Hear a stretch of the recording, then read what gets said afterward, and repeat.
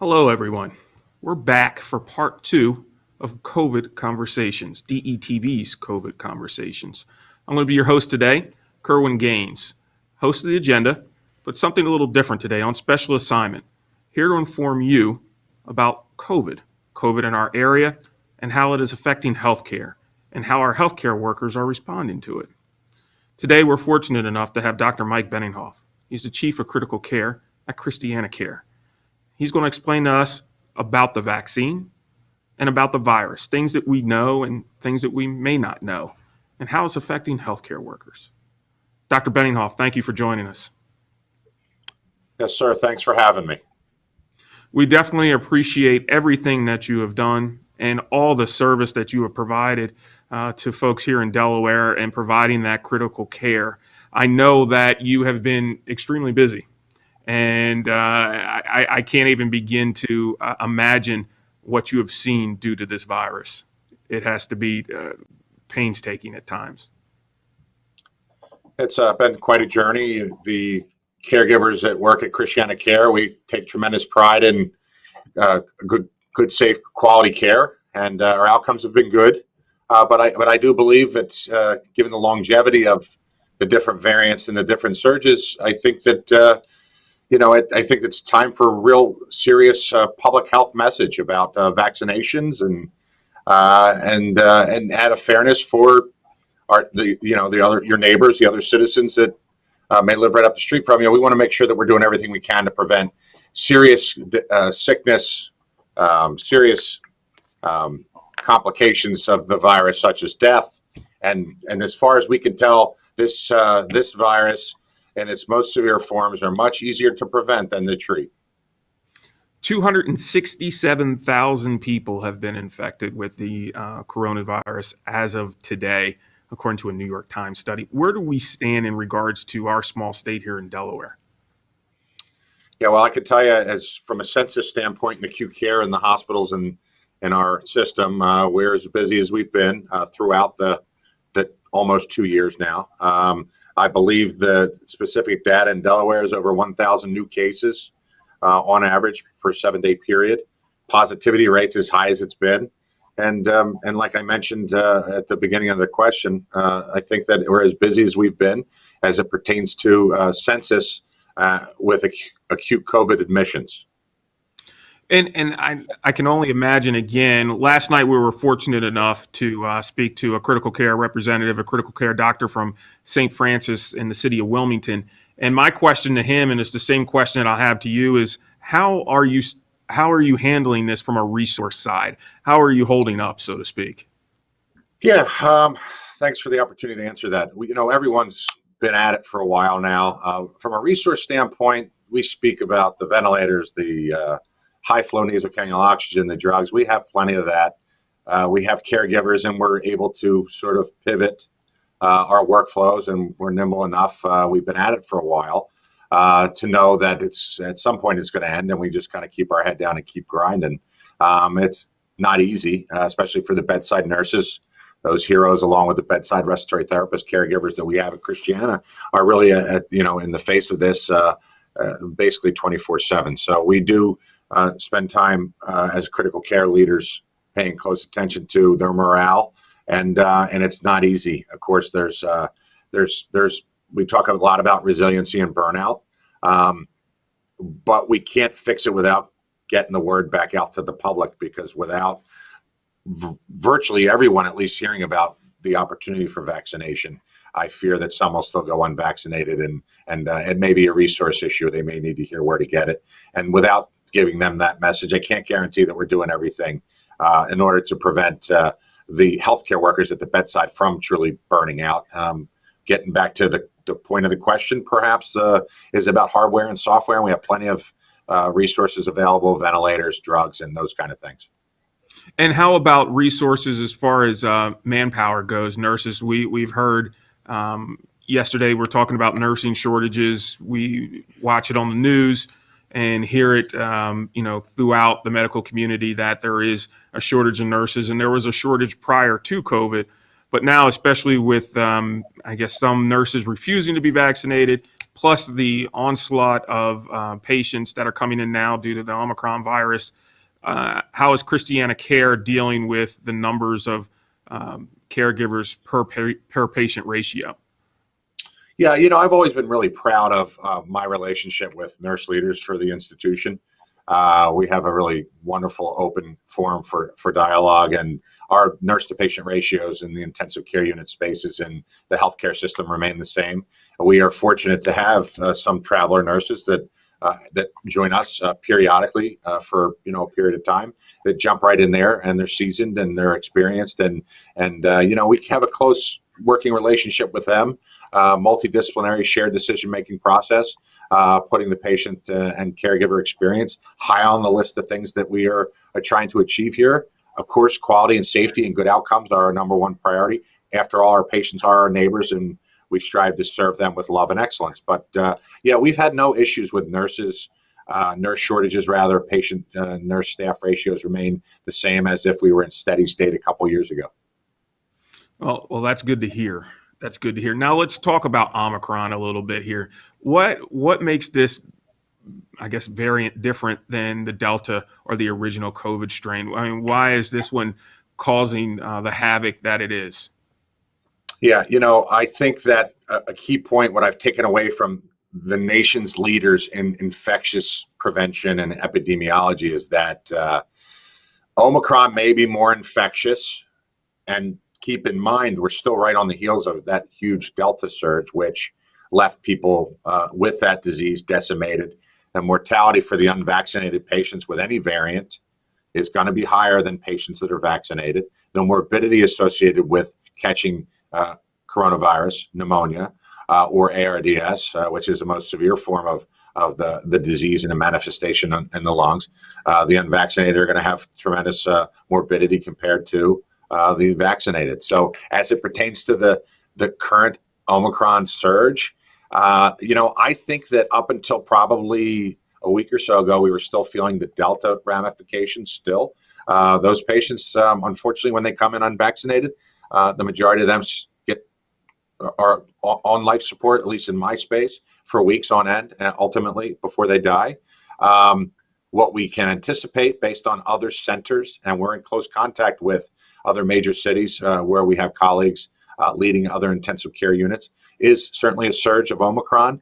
How it actually manifests itself, as far as whether or not it's more severe or more deadly, I don't know yet in Delaware. I do know that we, do have our eye on the numbers. As I mentioned at the top, our COVID census has never been this high. So that's something to consider when you're talking about whether or not vaccination status in your neighborhood, for instance.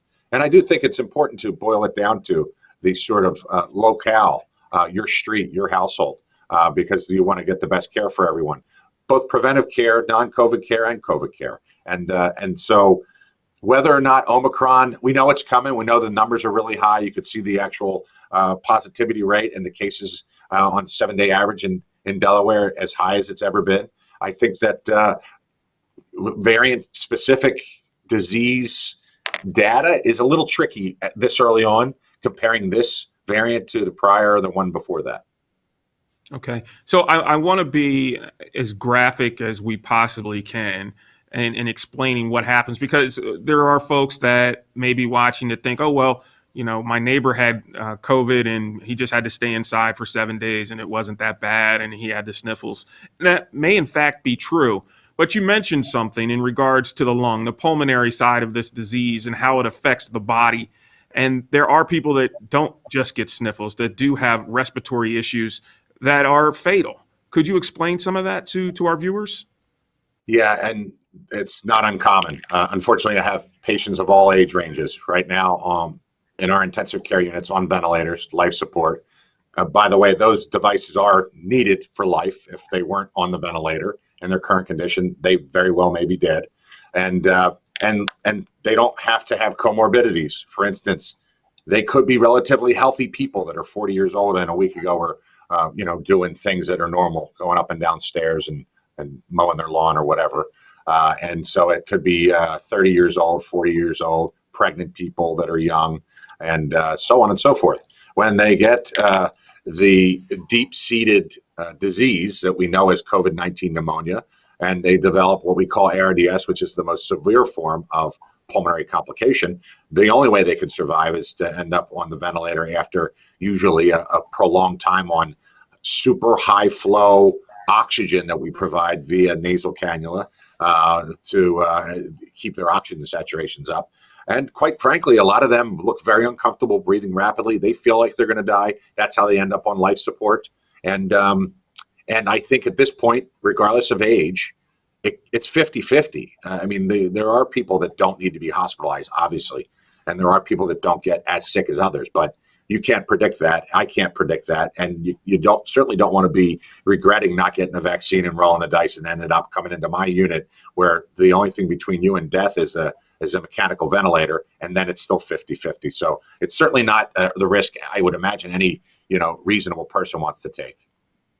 I couldn't agree with you more, and we're talking about risk, and that's what it seems like with this misinformation that's out there, is that essentially people are willing to take a risk, and that's not the case, right? So when it comes to preparing or preventing this, what are some ways that you would recommend that we prevent?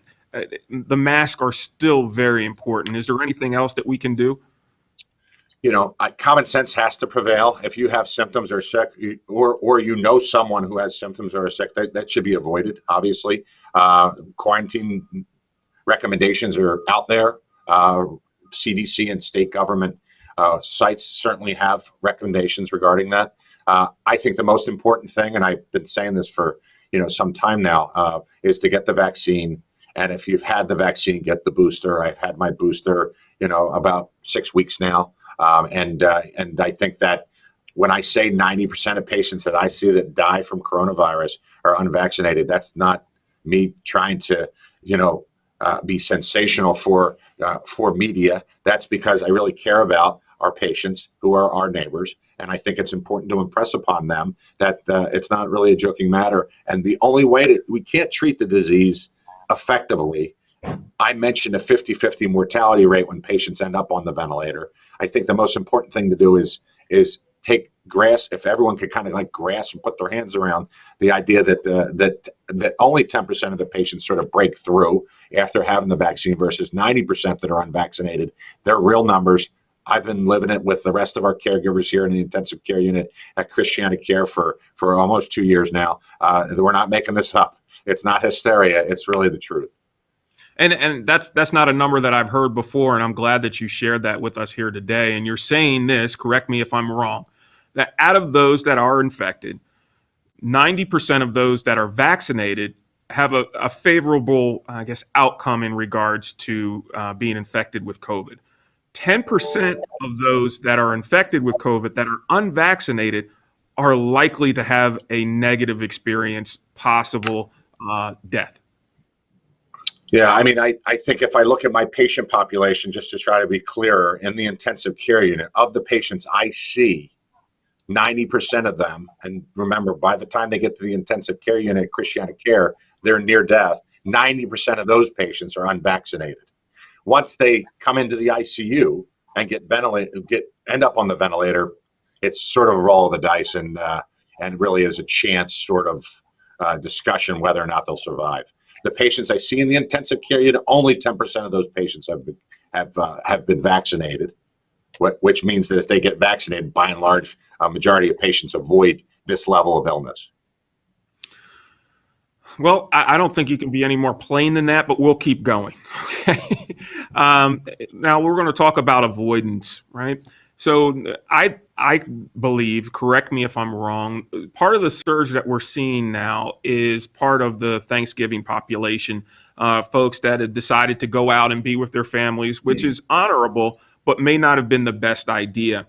And they were infected with COVID now, and we're now seeing it about 4 weeks later. Would you agree to that? Plus the Omicron variant that has come out. So it's been a perfect storm for those that are infected with the COVID virus. Yeah, it certainly has us holding our breaths about the post-Christmas sort of rush, because you do see that delay, and we do sort of trend behind the cities like Philadelphia and New York. and some others in the country that we follow very closely. So we're holding our breath now because I think you're absolutely right, and that means we're going to see a post Christmas wave in January. I mean, it just sort of adds insult to injury to if we're our highest right now, and we've been really successful in taking care of these patients that we have because we're nimble and we're resilient, then what's to come in a couple weeks? I think that we have to be really mindful, and I just kind of go back to the common sense thing. The tricky thing about viruses, and I'm not a virologist, I'm not an infection specialist, but I do spend a heck of a lot of time with those folks on a daily basis. The virus can be asymptomatic, so asymptomatic carriers after you've been exposed, or patients also develop symptoms a couple of days into their illness, so they could have been spreading it all along. Hence the reason for the masks. And by the way, just a little nugget, we haven't seen a whole heck of a lot of flu, and I attribute that directly to the fact that people are wearing masks, obviously more prevalently than in the past. It's certainly not across the board, but I do believe that if you look at the flu data being down, and for 2 years now, I can tell you that's the case here at Christiana, that's directly related to common sense, washing your hands, avoiding sick people, staying home if you're sick, and then wearing your mask. So mask work is what you're alluding to. There's no doubt about it that if you have a respiratory pathogen and you're wearing a mask, you probably can't spread it and probably can't get it. That goes along with good hand hygiene, and then again, avoiding other people that are sick and staying home when you're sick yourself. Paint a picture for you, Doc. There are several people out there now that are planning a New Year's Eve festivity, right? And they've gone back and forth with their family and significant others on whether or not they should have that.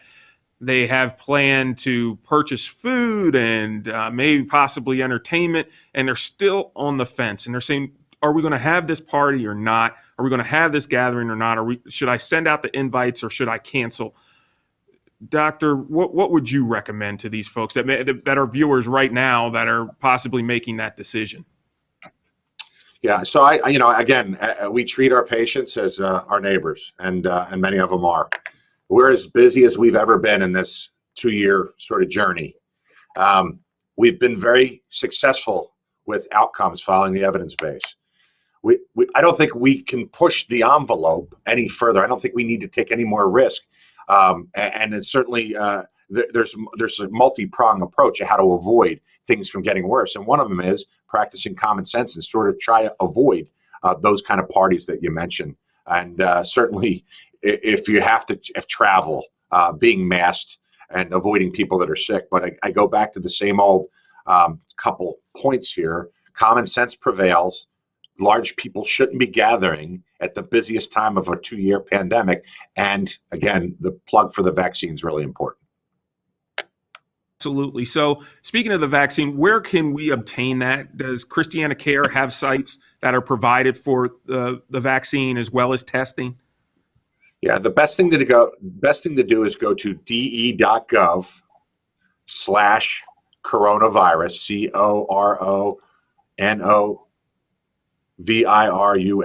de.gov/coronavirus.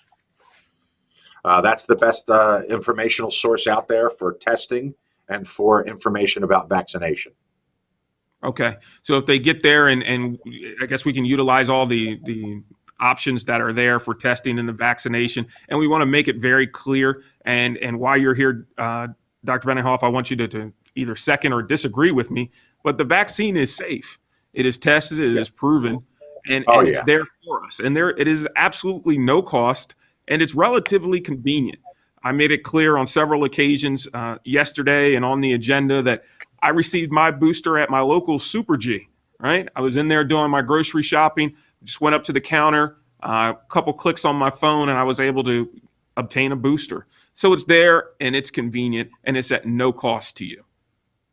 Yeah, I mean, this isn't even a part of the argument anymore. I mean, I got through it without an issue. The booster was a piece of cake, like you said, especially compared to the first one. I mean, it was fine. So I don't think that this is part of the argument anymore. Being concerned about side effects, that's been flushed out. I hate to say conspiracy theory stuff, but that's kind of like that level of I don't know, craziness, if you want to be real, about whether or not I tolerate it. I mean, if you think about the natural history of how they sort of stop diseases in the past, or if you think about what kids need to get into school these days, they're immunizations against pathogens that we need to keep eradicated. So that part of I know I smile because it comes up a lot, but if I could tolerate a shot or two or three, I think everyone should be able to tolerate them. Yeah. From doing my simple, I'm not a physician, I'm not medically trained, I just use common sense. And common sense tells me that I put a lot worse in my body than an actual flu vaccine. Now, I don't know the recipe of the flu vaccine, of the COVID vaccine, but I am certain that the fast food that I may place into my body or anything else is far more detrimental to my health than the flu vaccine. Yeah, no debate about this. Like I said, this is an emphatic no-brainer. Avoid the conspiracy theory about the actual shot making you worse. You can't get the virus from the shot. I think that everyone tolerates it just fine.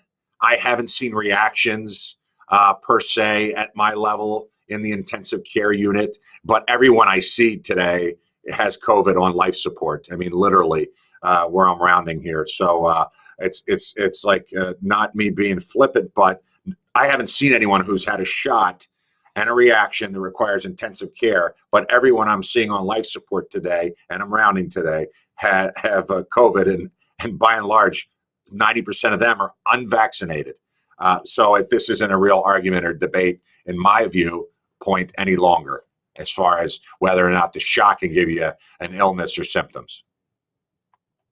That feedback from folks that are unvaccinated, for the people that before they go onto the respirator and you have a conversation with them, do they say, you know what, I did not want to be subject to the side effects, or I felt that it would affect me in such and such a way, or something like that? Or is it this negative campaign of misinformation that is really the prominent factor stopping people from becoming vaccinated? Yeah, I can't imagine anything more uncomfortable than being that breathless right before we put the tube in and put the patient on life support. That is a very, very uncomfortable appearing situation for the patient. Of course, days leading up to that decision, family and patients often have tremendous regret about not getting vaccinated.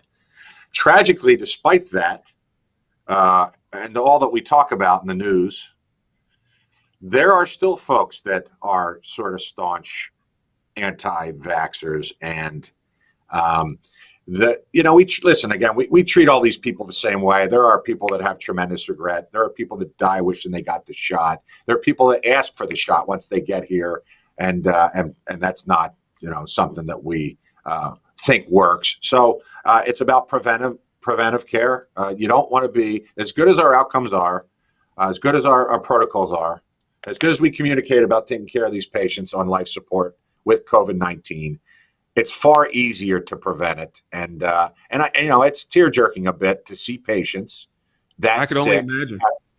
have regret after the fact, and we just do our best to. We treat everyone the same. It's a really important point that I want to get across. There's no bias here. We just treat everyone the same regardless of vaccination status. It's very upsetting when they're upset as well, asking what they can do now, and then some of them don't make it, obviously. Like I mentioned, it's a roll of the dice. So some of them are regretful. Some of them still fight tragically right up until the end about their decisions, and at some point they can no longer fight because they're not with us. Horrible. Absolutely horrible.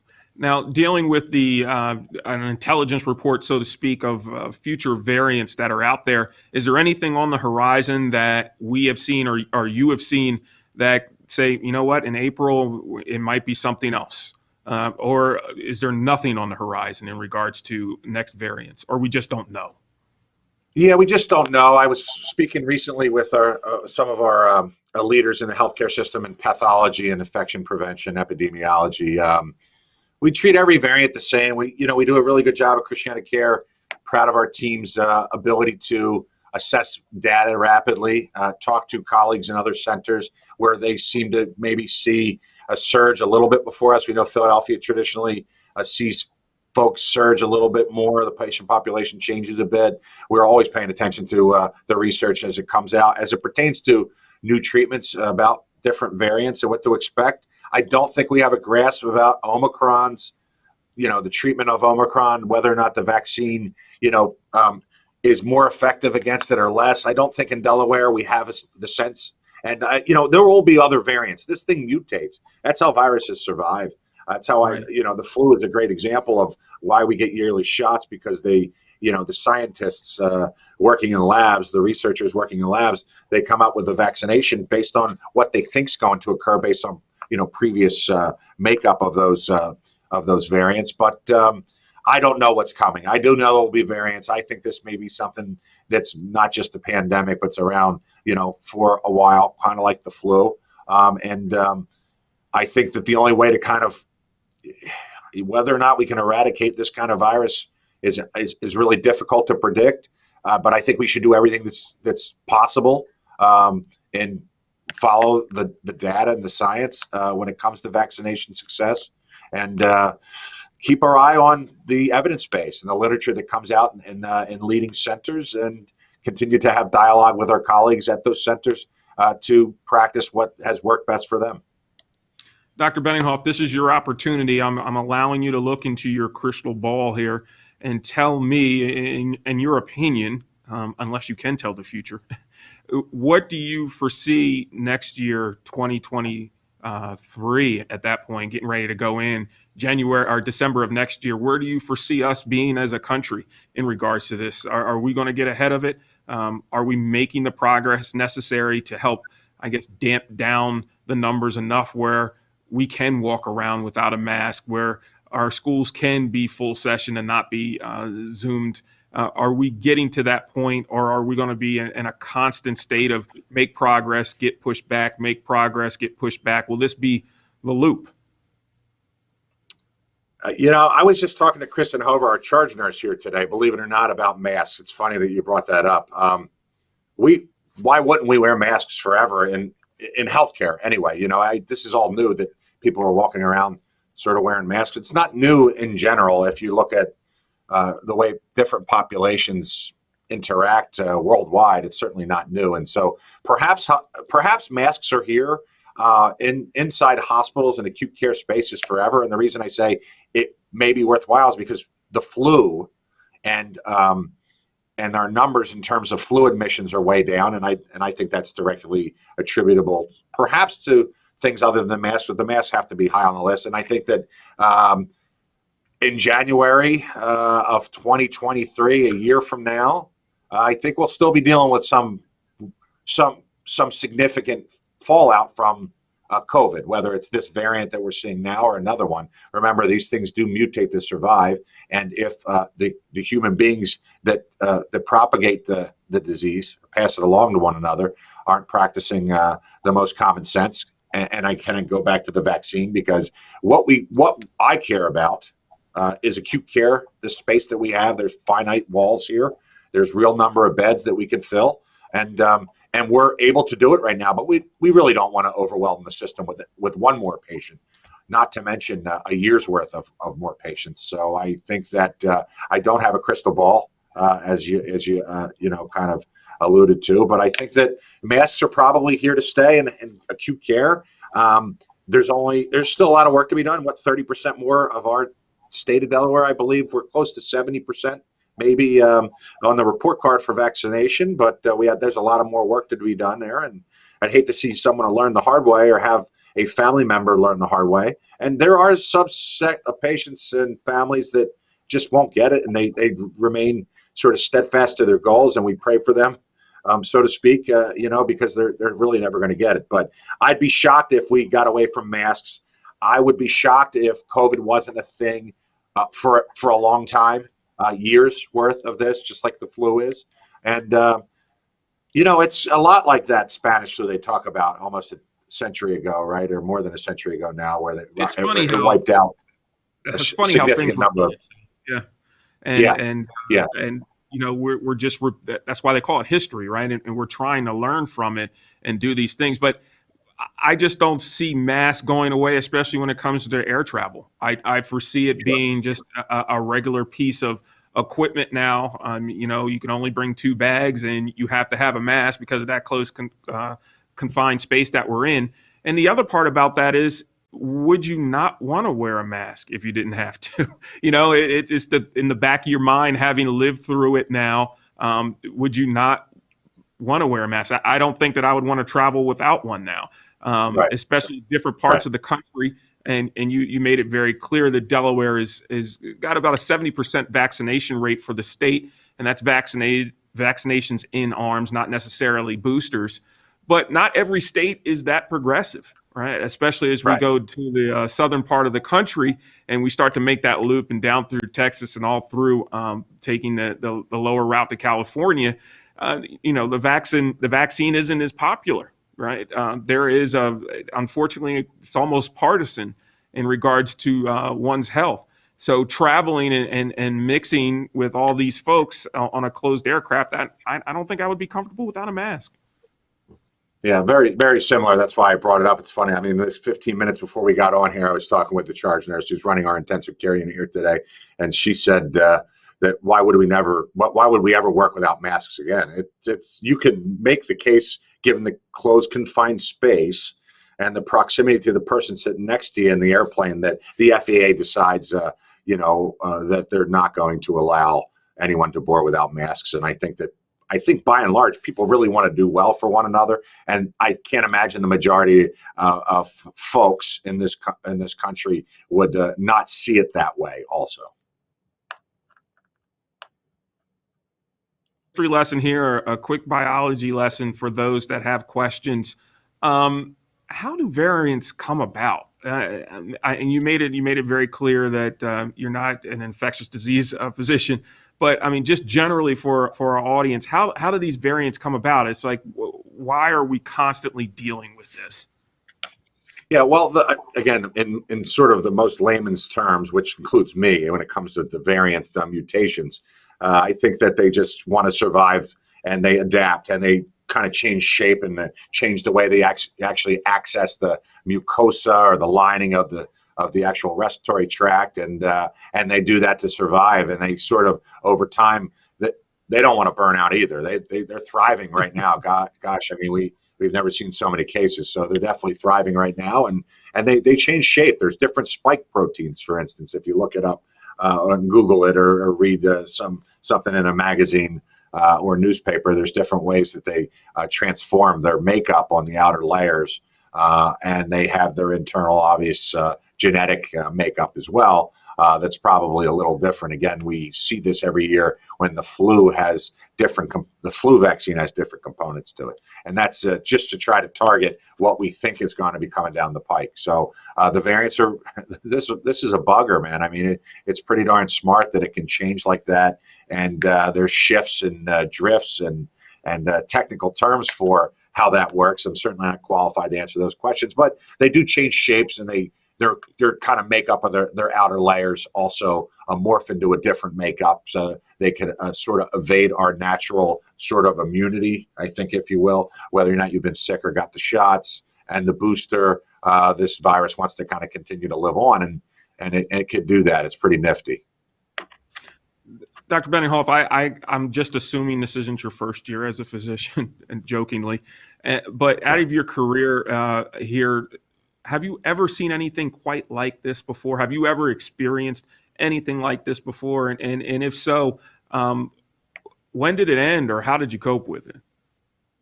Yeah, no, this is gosh, I mean, I've been at it for a couple decades, and I don't think any of us have seen anything like this.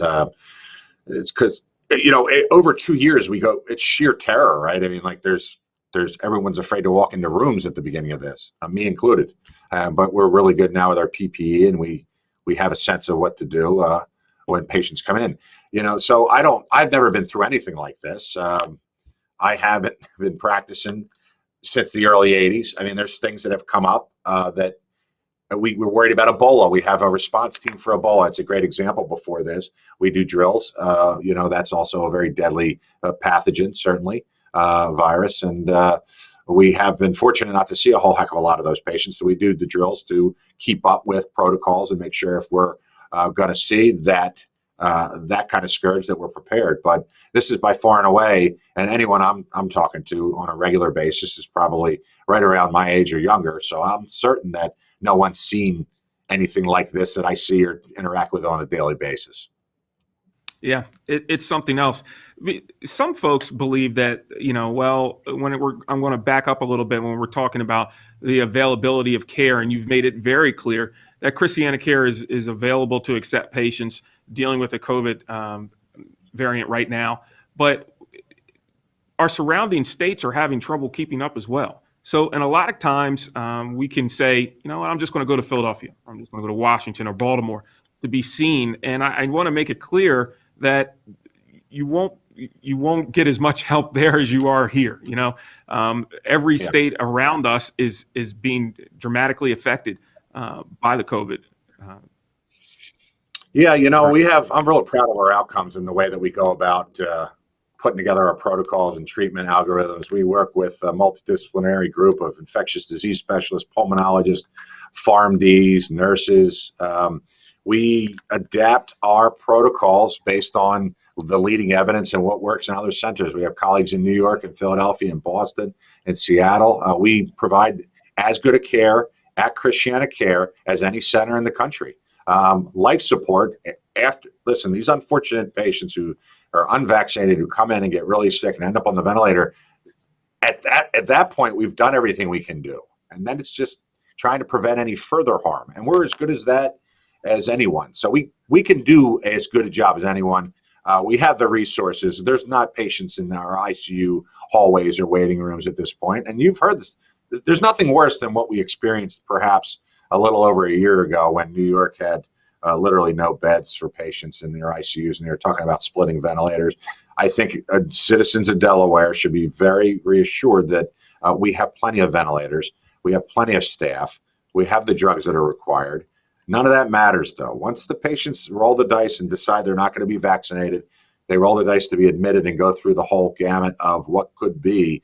And the outcomes, once they walk in the door here at the hospital, despite our best intentions, despite practicing like as if we were in the best centers in the world, in terms of name, I think we're in the best center in the world. Of course, I'm biased, but our outcomes are really good. And the way we communicate, take care of our patients, and really fight for our patients, again, our neighbors, we're really proud of that here. But there's no reason to think that anyone needs to go to another center for resources or for better algorithms or treatment protocols. We don't want to see you. We don't want to see our neighbors, the citizens of Delaware on the acute care side. Don't get me wrong. But if we have to, we could take as good care of you. We have as many resources just about any center in the country. And back to the variant, how can we have the treatment here, we have the availability here, but what have you seen in treating this? Why is the Omicron variant different than Delta, or how is it different? Yeah, I don't know. The ease of spreading or the ease of infection, or is there something specific? Yeah, much more infectious. Yeah, it's much more infectious. That's what we're hearing. Whether or not it's listen, the Delta is so severe if you end up on the ventilator that if the Omicron is as severe as the Delta, we'll continue to see these patients come in and die at a pretty fast and regular clip. We're trying to prevent that, obviously. That's why the public health announcement is just about avoiding it at all costs by getting vaccinated. But by the time I see the patient, they've generally had all the treatment options available. And if they're still progressing, chances are in the intensive care unit, they're going to die. And it's the only thing I've ever seen that when they hit the door based on their sort of trajectory, you kind of know what's going to happen. It's a matter of time. It could be 2 or 3 weeks or a month, but by the time they hit the door in the intensive care unit, regardless of the treatment they've had, if they're unfortunate enough to respond to the virus in such a way that we can't arrest the sort of trajectory to death, and there's nothing we can do. Yeah, it's quick. It's quick, and we are fortunate enough to have be part of a community here in Newcastle County and Kent County where there are college communities, and this is a break for them. But what would you say to parents that have loved ones that not necessarily in the school age students, but for college students that are going back, that parents are making a decision? It's not as prominent as it was last year. We're different than where we were in January 2021 because basically a lot of people have been vaccinated, but there's still some parents and still some families that are reluctant to have their children go back to full session, especially after the Omicron is rearing its ugly head here through the holiday season. What recommendation would you give to those families that are making a decision on whether or not to send their students back, or teachers or professors that may be reluctant to re-enter the classroom? Yeah, I have a college-age daughter, my youngest daughter. So this is a personal, battle for Yeah, it us. hits home I for you. think that the most important thing is to follow the lead of the whatever state we're talking about. Delaware here, and we are fortunate to have universities so close to us and learners so close to us. Follow the lead of the government, public health officials, and certainly the deans of those institutions. If they're virtual, they're virtual. If the opinion is to bring students back, I suspect that they're making decisions for each student based on their level of safety and commitment to providing just an education and an environment that's not going to get them sick. So again, should be a no-brainer, and I would hope that most college kids that are more impressionable, perhaps, than folks my age in regards to vaccine and their status from vaccination standpoint, should be easy to get them shots and boosters, and regardless of age. I can't speak to the 5 to 12-year-old range. That's kind of another cutting edge sort of debate, and we're learning more each day about that, but I don't think I'm qualified to speak that level. But as far as colleges go, first of all, listen to the public health experts in each state, and then obviously sort of parlay that with whatever they're hearing from the institutional leaders, whoever's in charge of that kind of response. But regardless of those two things, I think that common sense should prevail. Kids shouldn't be going to school sick. People should be avoiding other people if they have symptoms, and everyone should be vaccinated in those communities. Right. And to say something, if you feel some type of way, if you're not feeling good, it's not an excuse. A lot of times people think, oh, they're just getting out of school or they're just getting out of work. But say something. Say, you know what? You know your body. I don't feel well today. Maybe I should stay home today. And there are, I guess, ideas and precautions that are set up and off days set up for that, and procedures that are more than likely at your facility, whether it's at school or business, for you to take a day off if you don't feel good. Yeah, I don't think. I don't think there's any real. Again, this is like kind of a no-brainer.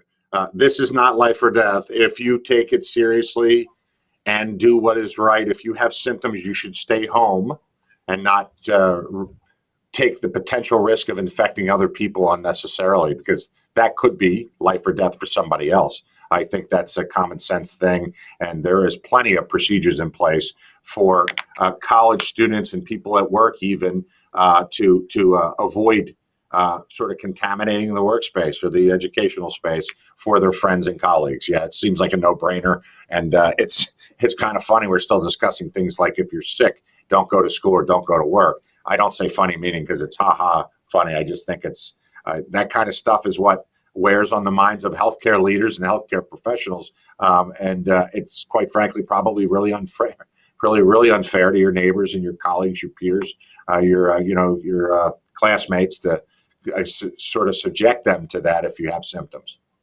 Right. And I would say that the same goes for party goers that will be partaking in New Year's events here Friday and Saturday. I can say it as a TV personality, and it goes one ear and out the other.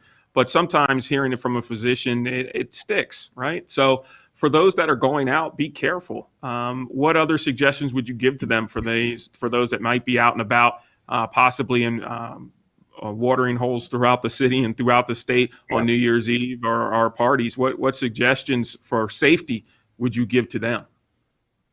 I think avoidance, again, prevention's better than trying to figure out how to cure a problem like this. We don't, we're as busy as we've ever been as it pertains to this virus and the response to it.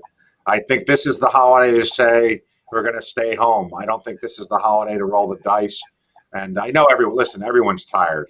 It's understandable. People have had it, but there's also it's sort of like a finite number. Despite my claim that we have resources, People are still here to work and take care of the patients. At some point, if it really blows up, we don't want to have a discussion in 3 months where we don't have resources, at Christiana Care or in other healthcare systems in the state. So this is the holiday to sit out and stay at home with people that aren't infected. You don't want to be in a line to get tested after the fact and say, geez, what did I just do 3 days after a party, where now all of a sudden you got a sore throat or you got a cough or a fever. I don't think you want to take that chance because I don't know how we predict how our treatments even will be effective against different variants. We just know what we did with Delta recently. We don't know what's going to happen with the next one. So I guess it boils down to saying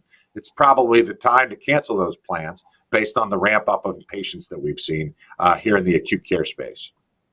Wow. Well, you've heard it here, ladies and gentlemen. This might not be the year to venture out for this holiday. And I understand that it's been 2 years and that we have been home. And unfortunately, traditions have had to take a back seat.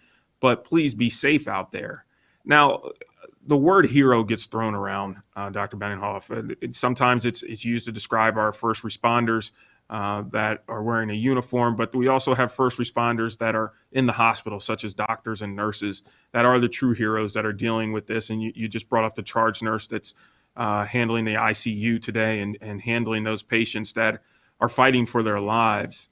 I have to know, how is morale? It has to be wearing on your profession for the past 24 months here, coming up in March, that you've been fighting the COVID virus. And are you beginning to wear, or is your staff beginning to wear, or have you worn already and you're just trying to build yourselves back up? How are you doing? Yeah, first of all, I think that we physically try to stay as healthy as possible and take care of one another. We make sure that we get enough time to recover, heal. Time off is meant to be spent safely with family. And certainly with a 2-year almost now sort of pandemic response team in acute care here, from the emergency department to the hospitalist to the intensive care unit to the nurses, and the frontline heroes are the nurses and the respiratory therapists. We've been through a lot, and it's not easy, and it's still terrifying to think that sort of a break in the PPE will lead to me getting sick and perhaps me dying, despite being vaccinated. We do a really good job, and I'm really proud of the leadership here in acute care medicine, critical care medicine, nursing, respiratory, our pharmacy department, our residency, our nurse practitioners, our PAs, the docs. We all try to pick each other up, and it could be something simple like sort of a pat on the back or a simple meal, a kind gesture. We've been fortunate to have people from the community sending lunch or sending goodies or treats or something like that for nursing staffs. They are really the true frontline heroes. They're in the face of it every day, and it's terrifying. So we do our best to remain resilient. Christiana Care has programs in place, Care for the Caregiver, one of them that we have here for us to talk. And there's programs and there's resources, and it's a real asset to have here. But it's more of a personal connection thing. We're kind of like a big family in medical critical care. We've been through this, slogging through this together for a long time now, and we certainly have each other's back. It's not easy, but we do take pride in the bounce back factor, the resiliency factor. Some people who are off for the holiday are back now, and vice versa. People who work the holiday, Christmas holiday season, are back here and work now as well. So we try to get people ample time off, adequate resources, and more just it's a great community to work in. I'm really proud to be a caregiver here, and we try to really have each other's back. It sounds corny, but that's the only way to survive sometimes. No. That I wouldn't describe that as corny at all. I think you're doing what you need to do. You made it very clear that out of your tenure, you haven't experienced anything like this. So I seriously doubt that anybody else around you has experienced anything like this. So we're kind of dealing with it as it comes, and you're making the best out of the situation. So I hope for continued success and continued mental health for all the professionals and paraprofessionals that you have there at your facility. Yesterday, President Biden met with governors via, I guess, phone conference and spoke to them about the Omicron virus and how it is affecting their healthcare systems and networks, and what was their needs and what are they seeing. I don't know if you were on that call or not, but what would you say if you weren't on that call? What would you ask for? What would be your ask, or what would be your advice to our commander in chief, or any other of the politicians that may be watching, that in regards to, I guess, needs that your facility has, or a message that you would like to pass along to constituents? Yeah, I consider some of us here in our group are small net community and critical care experts at the virus and the response to it, treatment. But I think it goes back to prevention. I would just kind of continue to pound away at for politicians to figure out a way to make that response more robust, make it less political. I don't think the virus should ever be political. It has been on both sides, unfortunately. But I think that we certainly, as caregivers here, take all that out of the equation, and we just hope that people get vaccinated. And I think that I would say to President Biden, listen, I mean, he says it. He wears masks, and I think that my advice would be figure out a way, perhaps, sir, to get more people vaccinated. We need close to 100%. And then we go from there, right? But that's the first step, is getting to that 100% mark. And I got to believe that's going to make things a lot better for healthcare systems and for the patients, our neighbors, our colleagues, to try to avoid worse outcomes, try to avoid what we've seen, this sort of scourge of death and dying. And prevention is the key. I think that when we talk about treatment or resources, what can I get out of our governor or our president, has nothing to do with those things. I think it's more about the public health message. It maybe just boiled down to a simple series of shots. Right. And how do you see that message being? I think that we're doing an okay job as a country. I am a pundit, but I give us a BC. That type of way, as far as the message goes and getting it across. We can do as much as we can. We can put it in lights. We can have as many shows or many webinars as we possibly can. But if the individual has to make up their mind and at the end in order to get vaccinated. But I would give us a B or a C. Just your personal opinion. How do you feel that we are doing in regards to getting the message out? And if we had to correct or make some type of self-correction, what would be your recommendations? No, I think you and I are certainly doing as good a job as we can. Every interview I do, and I've done a series of them, over the time that we've been dealing with this, I think that our message has been very consistent. We try to, be frank and honest and open. So I think I would give us a B, at least, for folks like you and me as experts at getting the word out. How do you penetrate those sort of non-believers about what the science suggests as sort of the Holy Grail? I don't know how we penetrate, what seems to be a far-fetched kind of conspiracy, again, going back to that term, because I can't imagine why we wouldn't be addressing the public health crisis with what seems to be an answer to public health crises in the past with what could be a really simple solution. So, I think that you and I are doing our just very best to get the word out about what seems to be appropriate. I don't know why. I guess there's something about human nature and free will that social Darwinism will ultimately rear its ugly head and have to sort of take care of patients that way. And we throw our hands up and say it's a shame, but I don't know what else we can do other than sort of beat the drum over and over again. And when I mean beat the drum, I mean this is my message when I deal with this every day, all the coronavirus patients. It's the same thing. Prevention's the key. And once you get to see me in the intensive care unit, all bets are off. So I think that it's not us doing anything differently. It's the message. It's a simple message.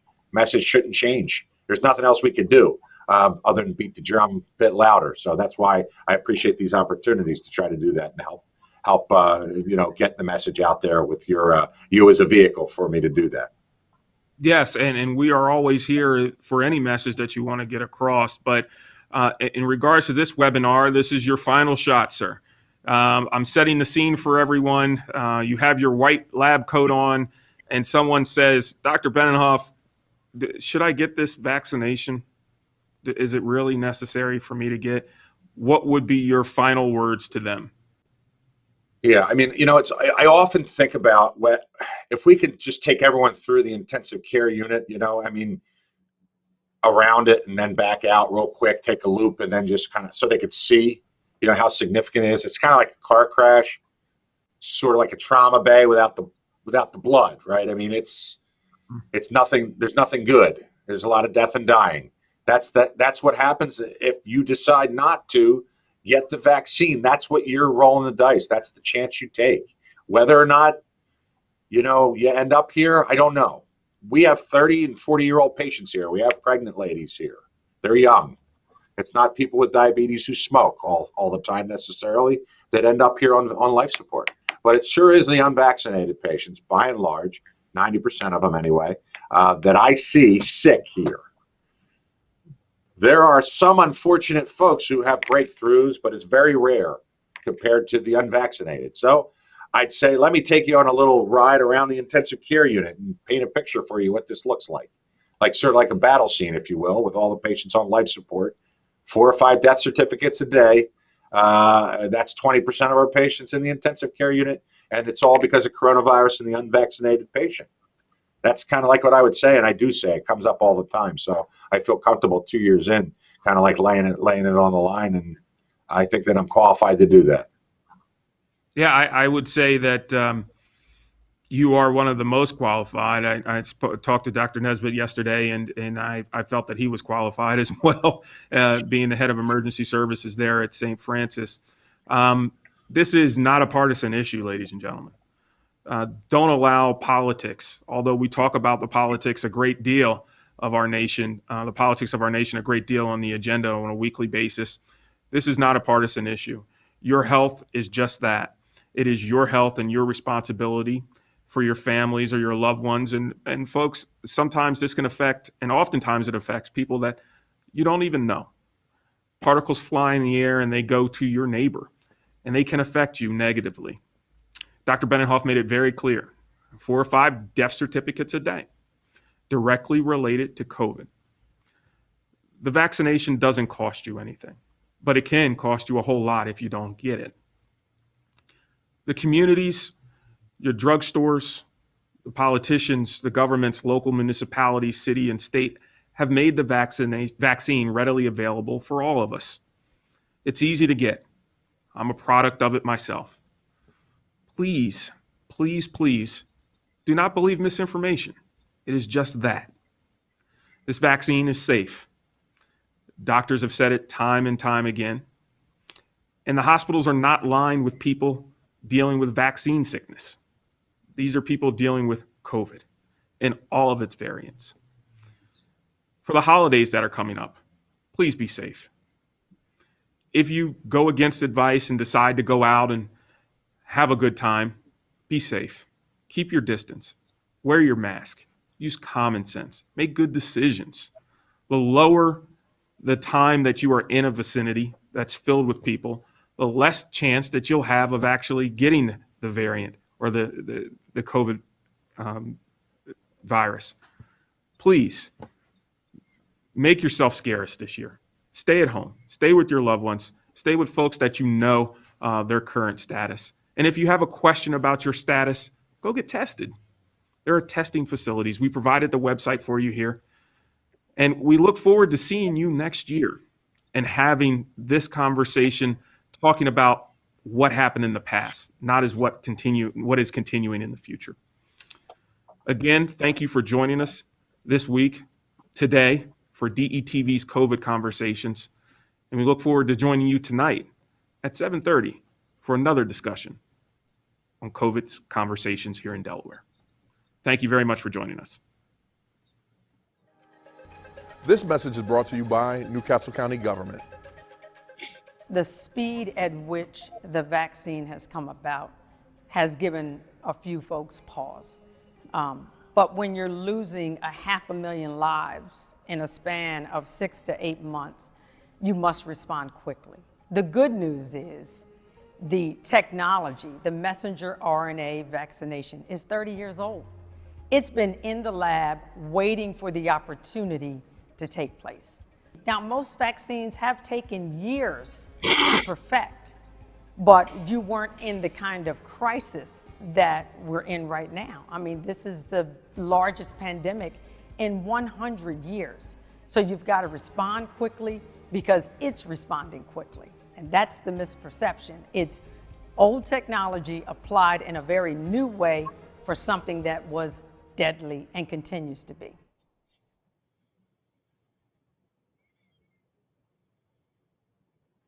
This message is brought to you by Newcastle County Government. Hi, I'm Dr. Neil Hochstein at ENT and Allergy of Delaware. We've been very fortunate to be protected from COVID-19 with the vaccines, but now we're hearing a lot about booster shots. If you're over 65 or have some immune compromise, booster shots are an effective way to strengthen your immune system again. It's the same vaccine that you received with your first or second dose, and it can extend and strengthen the protection that you've already received. Keep yourself and your friends and family safe. Thank you.